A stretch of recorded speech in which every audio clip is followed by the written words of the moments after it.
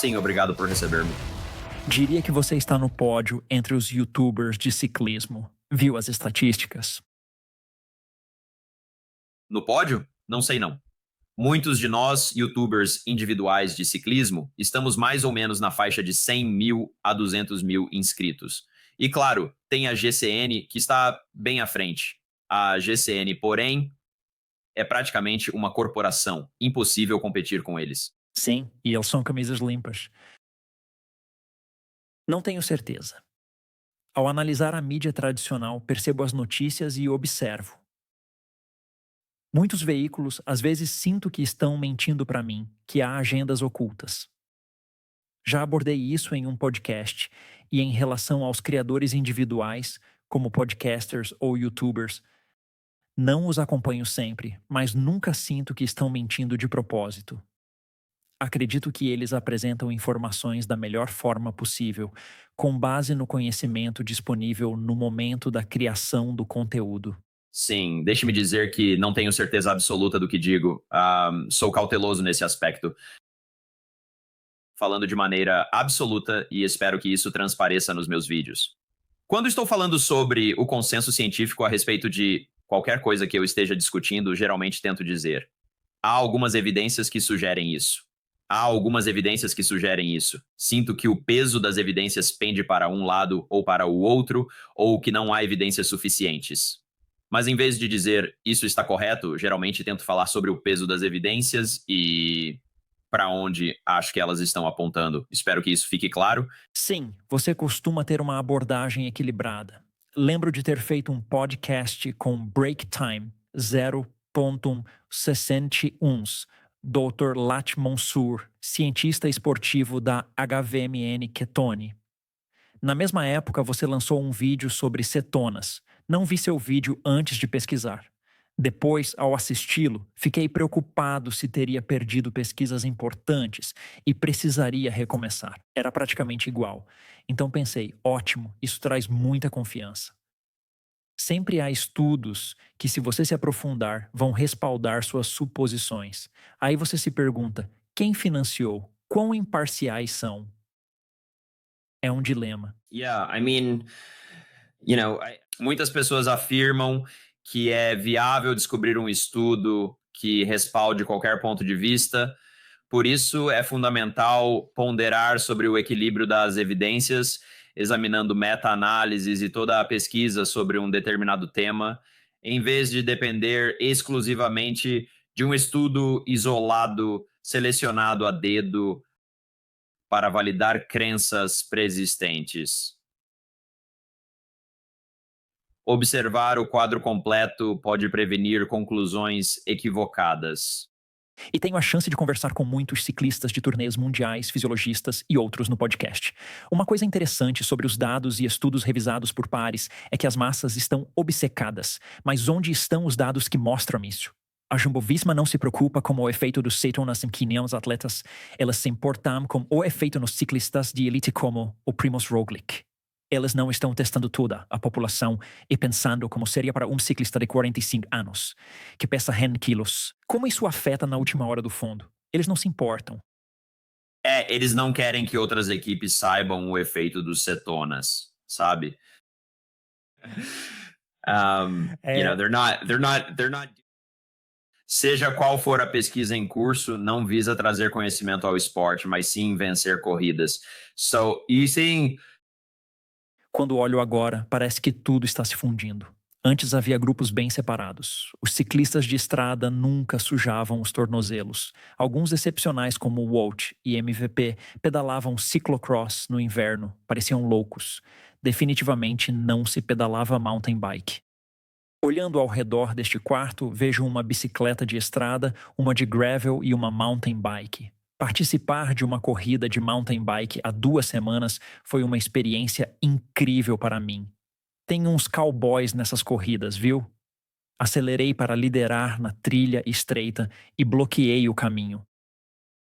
Você era esse cara. Você era.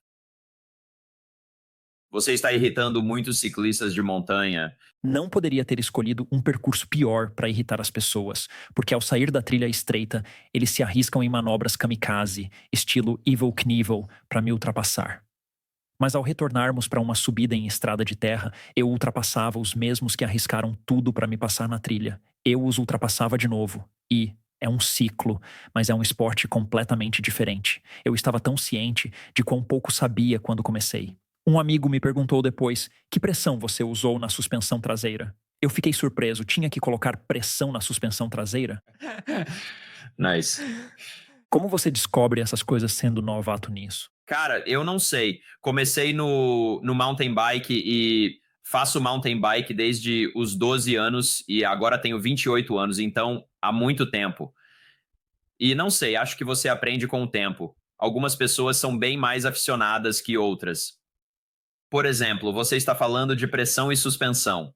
Eu ajusto minha suspensão, mas não me considero um nerd de suspensão. Tem uns caras que são nerds de suspensão, que piram mesmo com isso. Eu não me considero um deles, eu sou mais um nerd de pneus. Quem ouve um dos 2 podcasts que eu tenho, onde falo sobre pneus em todos eles, sabe disso. Qual que é a sua preferência de pressão na suspensão? That in the... I mean, vai variar dependendo do amortecedor que você tem. Acho que tenho 150 PSI no meu amortecedor traseiro, peso 68 quilos. Recomendam ajustar a pressão de acordo com o peso, mas, novamente, depende do amortecedor que você tem. Sim, percebi que estava batendo no fundo com frequência. Isso é claramente. Pouca pressão, a original de fábrica que eu usava. Essa era a pressão que eu mantinha. Estou impressionado com sua abordagem científica para corridas de gravel.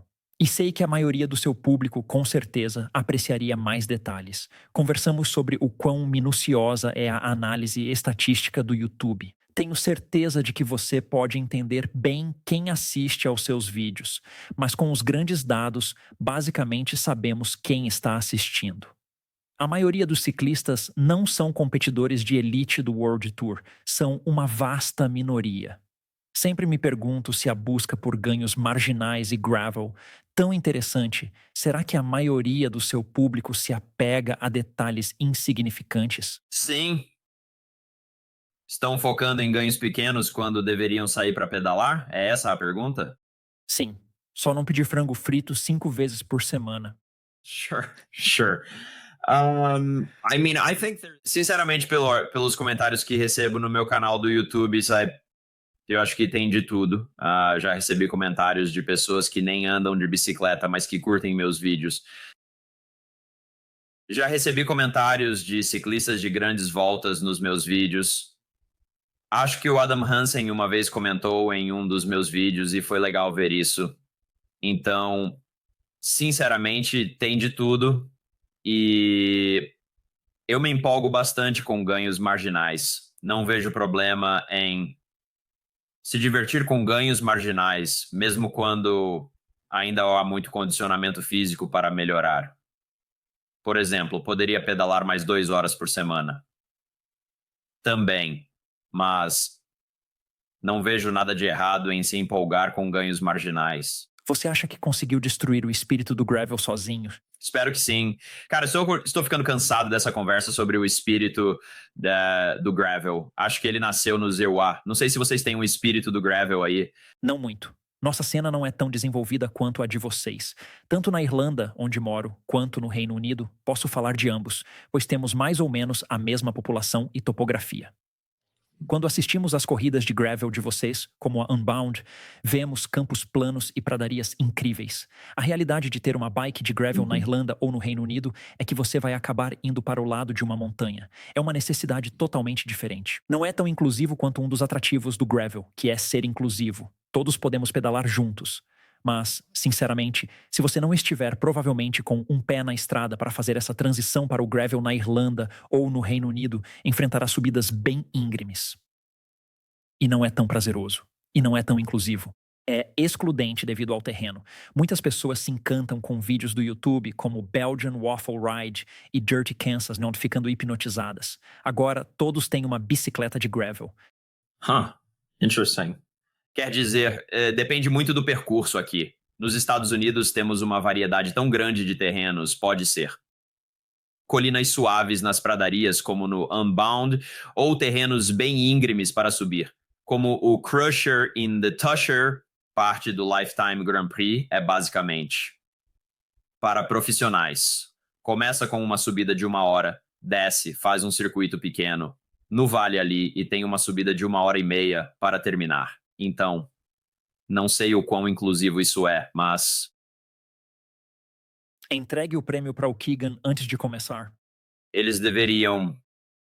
Toda a corrida é boa para o Keegan, mas aquela que ele ganhou por mais de 10 minutos no ano passado foi ridículo. Caramba, ele destruiu o Lachlan lá no Cape Epic. Sim, a gente estava falando sobre isso no meu podcast.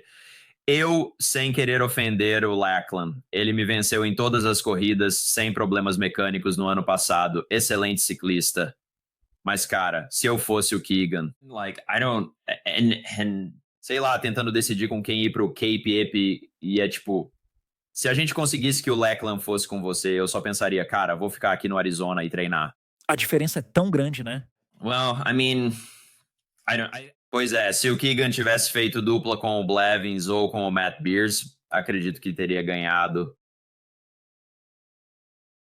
Quer dizer, acabei de voltar do Sea Otter Classic e ele ganhou. Blevins estava lá. Ele é um ciclista tão forte. Não vejo motivo para ele não ganhar o Cape Epic se tiver o parceiro certo. Não estou presumindo sua motivação, mas o Lachlan é uma marca tão grande que talvez haja um elemento de construção de marca para o Keegan e a Ticket Box com patrocinadores para fazer o mesmo. Sim, certamente. Com a Cape Epic, as equipes geralmente compartilham a mesma bicicleta e os mesmos patrocinadores. Blevins e Matt Beers competiram juntos na Specialized. Lachlan e Keegan. O único patrocinador em comum parece ser a Rafa, que possivelmente financiou ambos. Sim, essa é uma possibilidade. Já trouxe o Alex House para o podcast algumas vezes, e foi interessante conversar com ele enquanto ele estava sob contrato com a AF. E aí ele diz, me chama de novo, tipo, quando o meu contrato acabar e teremos uma conversa totalmente diferente. Quando o contrato terminar. E ele disse que foi muito difícil. Então você vai desvinculado. E todo mundo fica tipo, por que o Alex House não está no top 10? Ou por que ele não está na fuga? Por que ele não está no top 5? Ele disse que estar com a Team EF significava que, como ele e o Lachlan se tornaram essa marca, a VUP queria gravar um comercial nos Alpes suíços. A equipe ficava tipo, manda o Alex pra lá. Ele ia para os Alpes suíços e ficava tipo numa banheira de gelo, tentando fazer uma propaganda para a VUP. Depois, um banqueiro de investimentos em Munique queria que a equipe fizesse um passeio e ele contribuía bastante. Manda o Alex. Assim, 2 semanas antes de uma corrida, ele pulava pela Europa, ia a eventos dos patrocinadores e chegava na corrida sem treino adequado, com nutrição ruim, noites mal dormidas, viagens sem perna nenhuma. E então, embora tecnicamente em tour mundial, ele disse que nos últimos anos do contrato não sabia o que tinha acontecido. Ele não sabia se era um mascote, se era algum tipo de membro da equipe ou se era um ciclista.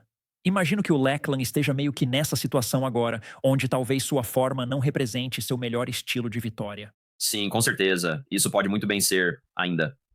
Ele ainda está em ótima forma. Mas há claramente uma diferença entre a forma do Lachlan e a do Keegan, pelo menos com o contrato atual do Lachlan. Quer dizer, você pode estar absolutamente certo sobre isso, com certeza. Tenho certeza de que a EF o faz fazer muitas coisas. Este ano vou para o Quênia para a corrida de cascalho da migração. Tenho certeza de que ele vai me superar por lá. Então, é tudo relativo. Pois é. Sim, é relativo. Vamos falar sobre o papo nerd do túnel de vento e como você matou o espírito do cascalho, se é que ele existiu. Você tinha sua bicicleta de cascalho. Agora estou com a mesma bicicleta que a sua. A Factor Ostro é incrível. E você, o que acha da sua? Eu adoro. E isso é 100% verdade, se não é o patrocínio falando. Se eu pudesse ter qualquer bicicleta de gravel do mercado e não fosse patrocinado e tivesse que pagar com o meu próprio dinheiro, escolheria a Ostro Gravel. É porque é basicamente a Ostro numa bicicleta de estrada aerodinâmica com mais espaço para os pneus. É tudo o que você quer. em uma bicicleta de gravel aerodinâmica. Eles atenderam a todos os requisitos e tem o Aerobar cockpit mais limpo para uma bicicleta de gravel no mercado. Estou super satisfeito com ela. Sean Kelly, um dos maiores de todos os tempos, tem uma ótima citação sobre a melhor bicicleta que você vai pedalar. Sim. Estamos falando de levar a bicicleta de gravel para o túnel de vento. E, sinceramente, eu não entendi isso até começar a participar de algumas corridas de gravel no ano passado. Eu meio que molhei os pés. Este ano, um calendário mais amplo. E em tantas das corridas, comparadas às de estrada categoria 1, é quase como um contrarrelógio. A quantidade de ar que enfrento, o tempo que passo realmente ao vento sozinho. Faz uma grande diferença pensar em aerodinâmica, em vez de apenas rolar no pelotão onde você está protegido. Momentos de enfrentar o vento podem definir a corrida. Na Rift Gravel Race do ano passado, meu DI2 travou e passei de 85% a 90% da corrida cortando o vento sozinho. Foi desafiador. Sim, você enfrentará mais vento em corridas de gravel do que em estradas. As velocidades estão aumentando muito, chegando a 35, 40 km/h em algumas corridas de gravel. A maioria do público usa kmh. É um fator enorme. E eu diria que, dentre todos os ganhos marginais, é o maior fator. Acima do peso, da resistência ao rolamento dos pneus, da eficiência da transmissão. A aero é crucial para gravel. Na maioria das corridas de gravel, em minha opinião... Você meio que se autoproclama. E se você entrar no seu canal do YouTube, tem tantos vídeos bons sobre escolha de pneus, tamanho de pneus, e parece ser uma conversa que eu tive com Sofia Gomes há algumas semanas e disse, é como toda semana. As pessoas perguntam, que pneu ele está usando hoje? Que pneu ele está usando? Quais são as considerações quando alguém, porque estamos meio que chegando na Europa, e estou ciente de que temos até 40% dos nossos ouvintes do ZEUA também. Então, está entrando na temporada de gravel agora, se não já começou em vários lugares. Quando alguém está olhando para o seu evento e pensando consigo mesmo, ok, que pneus devo escolher para este evento? Quais considerações você está levando em conta? Sim, quero dizer, tem todas as considerações típicas. Quanto de estrada tem? Quanto de cascalho tem? Quão grosso é o cascalho, né? Quanto de subida, quanto de descida tem? Trilha única, tudo isso. Mas vou ser sincero, acho que a indústria, de modo geral, está errando no tamanho dos pneus para gravel atualmente. E vou estar me referindo como o mountain bike e o ciclismo de estrada evoluíram muito nos pneus recentemente. Há 20 anos, os ciclistas de estrada usavam pneus de 20 milímetros. E você, quando competia no ciclismo profissional, usava o quê? Eu tinha uma bicicleta de contrarrelógio com 19 na frente e 21 atrás. Essa era a ideia. Misturava essas escolhas de pneus, de 21 a 23, era bem padrão. Sempre 140 psi. Tipo, nem se questionava. Sempre 140 psi, sim. Agora veja onde as equipes do circuito mundial estão. Sir, muitas usam pneus 28 e estão com, o quê? 70 PSI. É bem diferente no mountain bike. Antes usavam pneus 1.9 ou 2.0. Agora, Nino só usa pneus 2.4, é o que ele usa, então. Os pneus de mountain bike e de estrada têm ficado cada vez mais largos. E isso é porque são mais rápidos. E acho que veremos o mesmo no gravel. Os pneus vão ficar cada vez mais largos porque é mais rápido. E testar isso não é tão difícil. Não entendo por que mais pessoas não o fazem. Basta ir a um trecho de cascalho, pedalar com certa potência, trocar os pneus, pedalar com a mesma potência e você se surpreenderá com o quanto mais rápido anda com pneus mais largos. Isso deixa as pessoas de boca aberta quando conto. Esses testes caseiros são realmente incríveis. Quando comecei no ciclismo contra o relógio, tentava me destacar, mas como estudante sem muita grana, tinha recursos limitados. Os testes em túnel de vento não são muito acessíveis nos dias de hoje e eram ainda menos acessíveis há 7, 8, 9 anos atrás. Basicamente, peguei emprestado capacetes de TT dos meus amigos. Subi até o topo de uma inclinação, me posicionei. Ganhei um impulso com o capacete A Marquei onde parei, repeti o processo com o capacete B. É bem rudimentar, mas dá para tirar algumas conclusões disso. Não estou dizendo que isso é ciência perfeita de jeito nenhum. Não é isso que estou dizendo. Estou só falando. Caso você queira ter uma noção se algo é mais rápido ou mais lento, experimente testar por si mesmo. Não se limite a suposições ou a simplesmente seguir o que a concorrência está fazendo. A maioria das pessoas costuma apenas copiar o que os concorrentes usam e presumir que estão certos. Há tantas variáveis em jogo. Você considera a porcentagem de asfalto versus cascalho, o quão técnico ou acentuado é e a resistência a furos? Precisa de resistência a furos na lateral? Suas escolhas de pneu se dividem em algumas categorias, com 2 ou 3 opções preferenciais. Ou você está lidando com 15 ou 20 opções diferentes de pneus? Tenho um pneu preferido para cascalho que uso na maioria das corridas de gravel. Meu escolhido é o Specialized Pathfinder Pro, agora disponível em 47 mm que tenho usado. Pretendo usá-lo em cerca de 85% das corridas de gravel este ano. Para eventos com mais asfalto, opto pelo Challenger Strade Bianchi de 40 mm mais rápido, porém propenso a furos. Então, não tenho 20 pneus para escolher, mas tenho alguns poucos selecionados que realmente gosto. E não tenho patrocínio de pneus. Eu testo vários pneus diferentes e dou minha opinião sincera sobre eles. Há uma grande vantagem em não ter um patrocinador de pneus. Sim, a grande vantagem é poder escolher o melhor pneu. Alguns ciclistas são limitados por patrocinadores específicos, o que pode ser uma desvantagem. Algumas empresas acertam em cheio nos pneus de mountain bike, enquanto outras se destacam nos de gravel. O Grande Prêmio Vitalício inclui tanto mountain bike quanto gravel. Alguns ciclistas são prejudicados por terem que usar pneus específicos para determinadas corridas. Então, o seu Pathfinder, digamos Pathfinder 44. Seu preferido, 47. 47. Já está se adaptando bem? Eu testo isso, é mais rápido e impressiona as pessoas. Quando menciono 47, elas ficam impressionadas, pensando que não pode ser mais rápido. Experimente por si mesmo. Qual é a sua estratégia para ação? O que você está usando por dentro? Apostando em selantes? Usando câmaras de ar? Qual é o seu preparo para o jogo? Sim, uso o selante de pneus Silca. Sinceramente, acredito que seja o mais resistente a furos do mercado. Mas há compensações. Seca rapidamente, porém é excelente para corridas. Também uso os inserts de pneus da Vitória. Então, quando a pressão dos pneus está baixa, não só proporciona mais conforto e velocidade, mas também aumenta a probabilidade de bater no aro e potencialmente furar o pneu.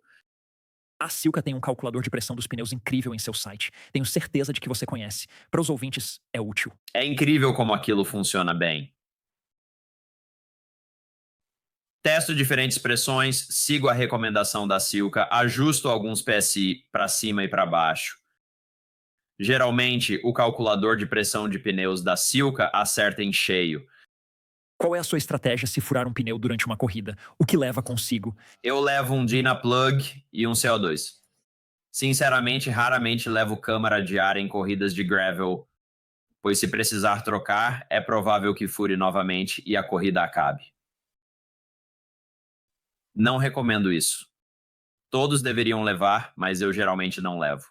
Já experimentou o BAM da Mucoff? Não tenho conhecimento sobre isso. Eu testei. É legal, é um selante e CO2 juntos em um recipiente. É isso, prende-se atrás da bicicleta de gravel. Não sei se usaria em corrida, pois provavelmente teria selante novo de qualquer forma. Então, se você se cortar gravemente... Como um reparo instantâneo de pneu de carro, certo? É, exatamente. Durante o treino, ao rodar com as rodas, o selante pode estar mais seco, causando furos sem funcionar. Com isso, é como uma nova camada de selante e CO2 de uma vez, tipo, pau. Se não resolver, é melhor chamar um táxi. Vou ter que conferir isso. Comecei há uns 2, 3 meses atrás e já me salvou. É que salva o seu dia porque é ótimo ter um tubo com você e tal, mas maldito selante pra todo lado. Nas suas mãos, nas suas roupas. Tentando encaixar aquilo de volta no aro. É como se o seu dia fosse, sabe? Falando sobre Muck Off, não sei se você viu a série que eu fiz com Adam Karen, da Zero Friction Cycling. Não, eu não vi, vou dar uma olhada. O australiano, pois é bem interessante. Quer dizer, ele só fala sobre eficiência de transmissão. Ele testa diferentes lubrificantes e tudo mais. Ele cita a Muck Off como uma marca cujas alegações de marketing não correspondem aos resultados dos testes dele. Lubrificante absurdo é o usual, supostamente. Filippo Ganna usou para quebrar o recorde mundial da hora. Então ele testa a durabilidade, aplica o lubrificante na corrente e observa quanto tempo leva para ela se desgastar. Se isso acontece rapidamente, há muita fricção no sistema de transmissão. Um lubrificante eficiente economiza watts e aumenta a vida útil do sistema. Sempre testa os produtos da Muck Off. O sistema de transmissão não dura muito, desgastando-se rapidamente devido à fricção, tornando-o cético em relação às alegações de marketing da Muck Off. Eles não publicaram os dados ou não mostraram como. Nunca investiguei isso a fundo. Você deveria convidá-lo para o podcast. Não sei de cabeça agora, mas ele seria um ótimo convidado para o podcast, porque ele pode falar sem parar sobre essas coisas nerds de eficiência de transmissão por horas. Espero que os ouvintes gostem disso. Faz uma diferença enorme. Tem podcasts de 4 horas por aí. Sempre que ouço o Josh da Silca, ele tem conversas intermináveis sobre lubrificantes de corrente versus ceras. É loucura. Quantas horas você consegue falar com paixão? Eu sei. Pois é. O Josh já teve o Adam no podcast, no Marginal Gains, e se você ouvir esses episódios é incrível. O tempo que eles falam sobre lubrificante de corrente. Sim, horas. Acho melhor falarmos sobre isso, já que estamos nesse tema. Você tem uma corrente favorita? Eu tenho usado a Ceramic Speed UFO. Quantos watts ela pode economizar? Não, provavelmente você não está perdendo nenhum watt. Essa é ótima mesmo. E também eu uso a corrente encerada da Silca também. Tem um conjunto de transmissão Shimano nas bicicletas de gravel e estrada, então a corrente Shimano Dura-Ace é bem rápida. No mountain bike com transmissão SRAM, prefiro a KMC mais veloz que a corrente SRAM. Qual é o problema com as RAM? Até os cachorros sabem, eles fazem as correntes mais lentas do mundo. Com certeza o chefe de produto deles está ciente disso. Certo, não sei qual é o problema. Não sei por que eles não conseguem resolver isso. E o que também é desconcertante é que as correntes SRAM Red de alta gama parecem ser mais lentas que as correntes SRAM Force. Se precisar usar uma corrente SRAM em seu sistema de transmissão, escolha a Force em vez da Red. Temos esse fenômeno estranho em outras áreas do ciclismo também, onde, ao olhar para os capacetes, provavelmente existe uma correlação inversa entre a quantidade de dinheiro que você gasta em um capacete e o quão aerodinâmico ele é, como os capacetes baratos com ventilação ruim. Vi muitos estudos mostrando que eles se saem bem. À medida que inovamos, focamos mais em segurança e ventilação do que em aerodinâmica, perdendo muitas dessas propriedades aerodinâmicas. Sim, é um ótimo ponto. É algo que o Josh mencionou quando eu estava conversando com ele também. Pois é, alguns capacetes super ventilados. Isso não tem um formato aerodinâmico. Eles acho que estão começando a perceber isso devido à variedade de capacetes aerodinâmicos disponíveis. Mas capacetes são muito pessoais. Assim, um capacete mais rápido para alguém pode não ser o mais rápido para você. Isso dificulta afirmar qual é o mais rápido, certo? É muito pessoal. Bem, é por isso que sou tão cético em relação às alegações de marketing da Specialized sobre fazer o capacete mais rápido do mundo. Na seleção nacional, tive a chance de ir várias vezes ao túnel de vento para experimentar capacetes novos. De uma temporada para outra, à medida que meu corpo mudava, o capacete que era rápido no ano anterior já não era tão eficiente no ano seguinte. Isso é tão pessoal. É incrível. Então dizer que um capacete é igual para mim, que tenho 1,80 m e 8,80 quilos, e para você, que pesa bem menos de 80 quilos, é uma loucura. Sim, com certeza. Não se pode afirmar que este capacete é o mais rápido.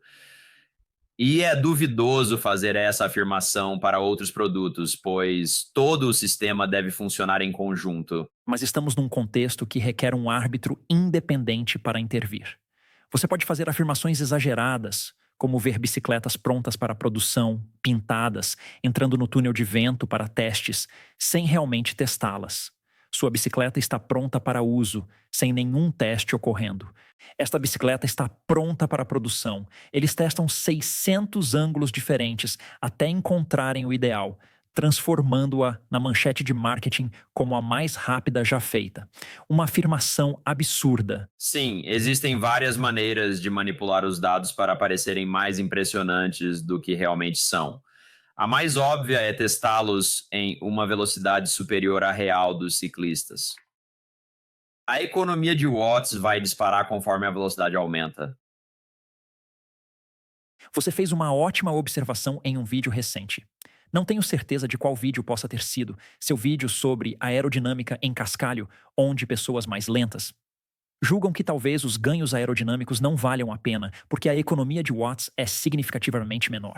Mas elas não consideram que vão permanecer no percurso por muito mais tempo. Assim, uma economia menor de watts resulta em uma economia de tempo total maior. É surpreendente para as pessoas quando compartilho essa informação. Recebi mensagens de algumas pessoas após o vídeo pensando que cometi um erro nos cálculos. Expliquei que os cálculos estão corretos e, de fato, em um vídeo de túnel de vento da Specialized, eles explicam esse fenômeno. No meu vídeo sobre gravel aero, falei sobre a economia no Unbound, e acho que estava comentando como ir para o drop economizaria 9 minutos. Se optar por mudar dos manetes para o drop, você poderia economizar 9 minutos ao longo da distância da corrida Unbound Gravel. A velocidade de 35 km/h pode ser razoável para os profissionais no Unbound, mas não para o ciclista comum, que provavelmente está indo a 20 km/h de Seririmiraga. Esse ciclista, mesmo achando que está indo devagar, na verdade economizaria 12 minutos ao longo da distância do Unbound, mesmo utilizando menos watts. Eles estão simplesmente por mais tempo no percurso. E qual a diferença se alguém passar então dos Measure drops para do Measure skis, aerobars? Sim, então, acredito que os drops representavam uma economia de 13 watts a 35 km/h comparado aos hoods, e mudar para os aerobars resultava em mais de 40 watts de economia. Caramba, é demais. É grande, é grande. Então, entra nessa discussão toda sobre o espírito do gravel e se você deveria usar aerobars ou não. Não sei. Eu sempre fui do tipo, se é mais rápido, eu vou fazer. Essa sempre foi minha principal consideração. Uma das decisões mais inusitadas que presenciei ultimamente foi a determinação do Unbound de proibir ciclistas profissionais de elite de utilizarem aerobars. No entanto, é permitido para competidores por faixa etária e outros participantes. Com certeza, você já deve ter passado pela situação de estar em um passeio em grupo e se deparar com um triatleta iniciante usando aerobars, o que pode ser perigoso. Misturar essa prática com gravel é arriscado. Não considero uma medida segura permitir que iniciantes usem aerobars no gravel. Proibir os únicos competidores capazes de utilizá-los com segurança parece uma decisão bastante estranha. Então, pode ser polêmico, mas darei minha opinião sobre essa decisão. A alegação para proibir os aerobars é segurança, certo? Se os profissionais são proibidos e outros não, o argumento de segurança é invalidado, pois os profissionais são os mais aptos a controlar a bicicleta no gravel com aerobars. A verdade é que não proibiram os aerobars por questões de segurança, mas sim devido às constantes reclamações de certos profissionais ao longo do tempo, até que, por fim, decidiram ceder e implementar a proibição dos aerobars. Então, na verdade, não era pela segurança, eram só alguns profissionais reclamando. Tem sido muito polêmico. Parece ser um daqueles assuntos que não tem fim. Foi no ano passado, Pete Stechnia enviou um e-mail para todos antes da corrida Unbound. Se ele quisesse iniciar uma discussão, deveria ter começado a cadeia de e-mails mais cedo, cerca de uma semana antes da corrida. Sim, ele enviou um e-mail para muitos ciclistas. Eu estava na cadeia de e-mails e ele estava sugerindo que todos nós não usássemos guidões aerodinâmicos. Ele estava tentando chegar a um consenso sobre o uso desses guidões, pois Pete Stechnia, embora não seja contra, às vezes muda de opinião. Ele questionou se seria apropriado usá-los na corrida. Não, não seria. Tudo bem, decidi não utilizar os aerobars. Se não são proibidos e oferecem vantagem, vão estar na minha bicicleta, certo? Jeff Kabush jamais usará aerobars. O consenso após o e-mail foi de não utilizá-los. No entanto, a máfia holandesa, da qual Ivar Slick, vencedor da corrida, faz parte, é uma questão a considerar. Eles não se importavam, tipo, trouxemos nossos aerobars, vamos usá-los, Amiri. Ignoravam o espírito do gravel, estavam lá só para vencer. O Pete Stetina acabou colocando mini aerobars na bike dele, e foi uma confusão danada. Para ser sincero, nem entrei na discussão, pois sabia que usaria aerobars e não me importava com o que os outros faziam. O gravel está mudando. E ficar preso na lama e se recusar a mudar com ele, eu acho que é um pouco de falta de visão. Tipo, não havia uma estrutura de incentivos para buscar esses ganhos marginais há 10 ou 15 anos.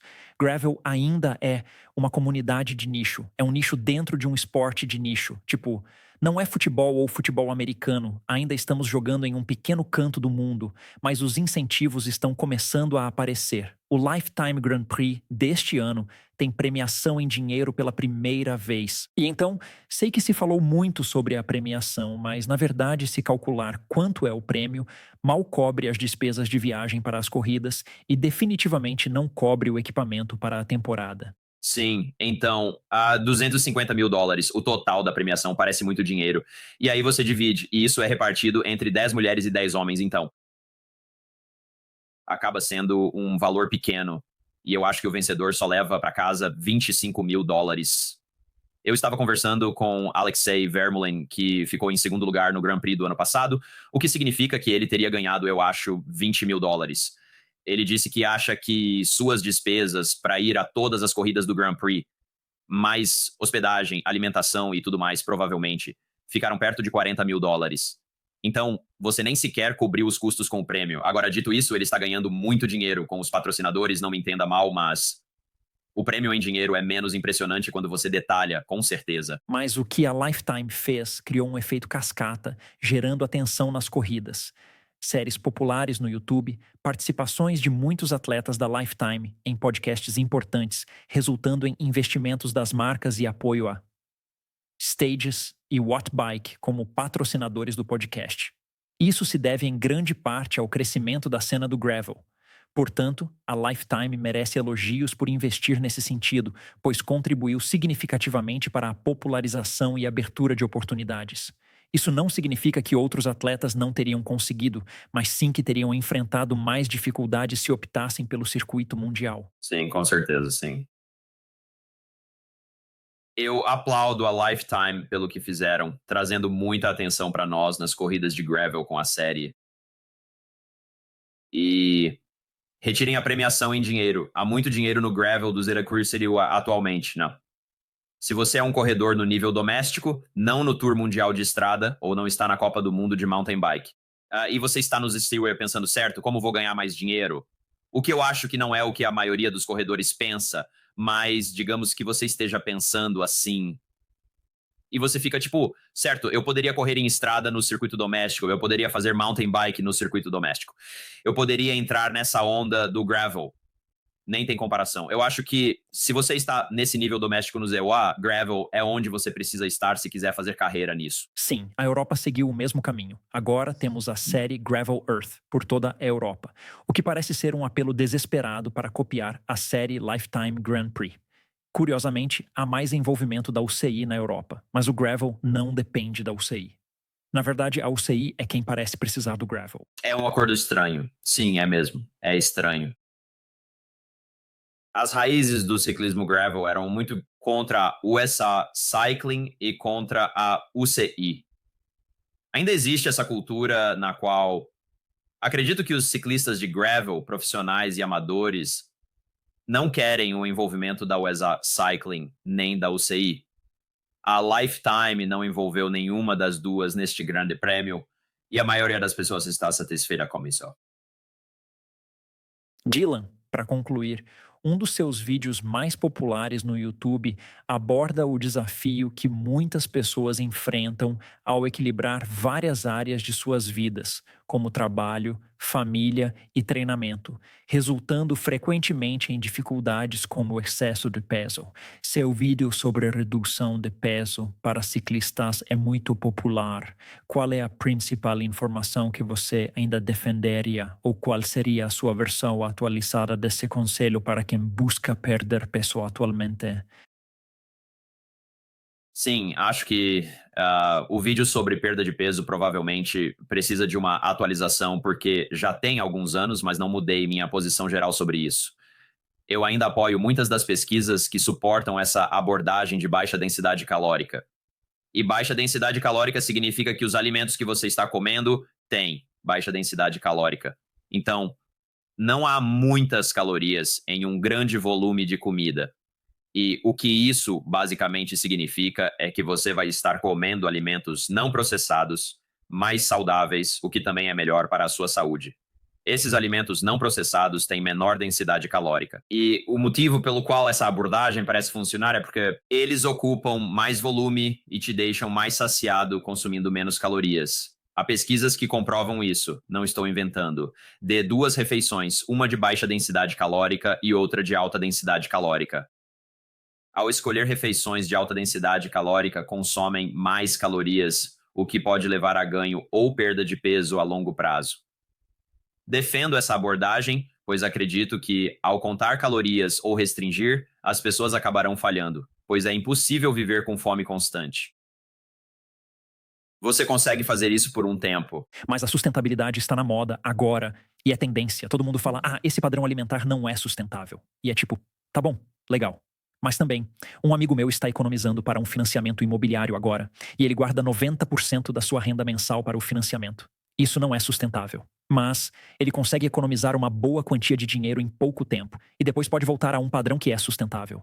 Tem algo de errado com essa abordagem alimentar semelhante onde é restrição calórica e depois apenas voltar para as calorias de manutenção? Bem, depende do seu objetivo. Se quer perder peso para uma corrida e só importa estar leve para aquela competição específica, sem se preocupar com o peso depois, então poderia argumentar a favor disso.